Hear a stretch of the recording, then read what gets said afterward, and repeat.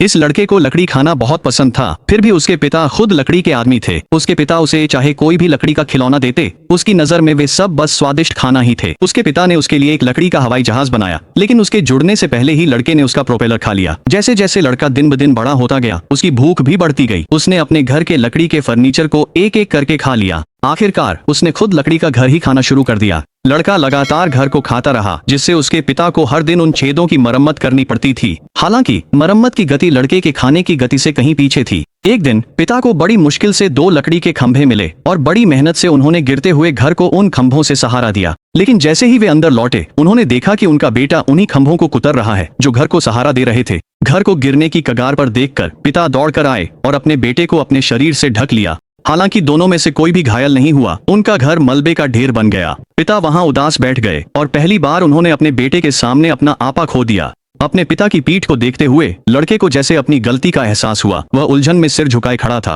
और उसने वह पवन चक्की देखी जो उसके पिता ने उसे बचपन में दी थी। अगले दिन जब पिता फिर से जागे तो जोरदार बारिश हो रही थी।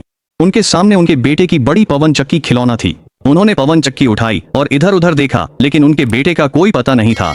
पिता घबराकर बेटे को ढूंढने लगे और अचानक पास की पहाड़ी की चोटी पर हल्की चमक देखी। वह जल्दी वहां पहुंचे और तेज तूफान के बावजूद किसी तरह चोटी तक चढ़ गए। वहां उसने अपने बेटे को बिना हिले डुले खड़ा पाया। डर के मारे उसने जल्दी से अपने बेटे के सीने में बने चूल्हे को खोला, लेकिन देखा कि उसके अंदर की आग पूरी तरह बुझ चुकी थी। पिता ने पूरी ताकत से चूल्हे में फूंक मारी, लेकिन चाहे जितनी भी कोशिश की, आग दोबारा नहीं जली। पिता का दिल अपराध बोध से भर गया। उसने अपने बेटे को कसकर अपनी बाहों में भर लिया। उस रात वे दोनों बहुत देर तक पहाड़ी पर ही रहे। सुबह होने तक पिता ने अपने बेटे को नीचे रखा और उसके हाथ में उसका पसंदीदा पवन चक्की खिलौना रख दिया। उसी समय एक हल्की सी हवा चली और पवन चक्की लड़के के सीने पर घूमने लगी। घूमती हुई पवन चक्की को देखकर पिता के मन में एक विचार आया। कुछ बदलाव करने के बाद उसने पवन चक्की को अपने बेटे के चूल्हे के अंदर लगा दिया। फिर से एक हवा चली और पवन चक्की ने चूल्हे के अंदर के गियर घुमा दिए। इस नए ऊर्जा स्रोत के साथ लड़का फिर से जीवित हो गया। वे एक दूसरे को देखकर कसकर गले लग गए।